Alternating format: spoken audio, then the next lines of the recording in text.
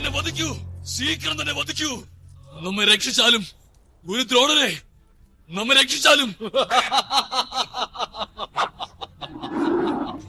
ഈ ദിവ്യാസ്ത്രം ഒരിക്കൽ മാത്രമേ പ്രയോഗിക്കുവാൻ സാധിക്കുകയുള്ളൂ. മാത്രമല്ല രണഭൂമിയിൽ ശത്രു നിന്റെ സമീപത്തുണ്ടായിരിക്കുകയും.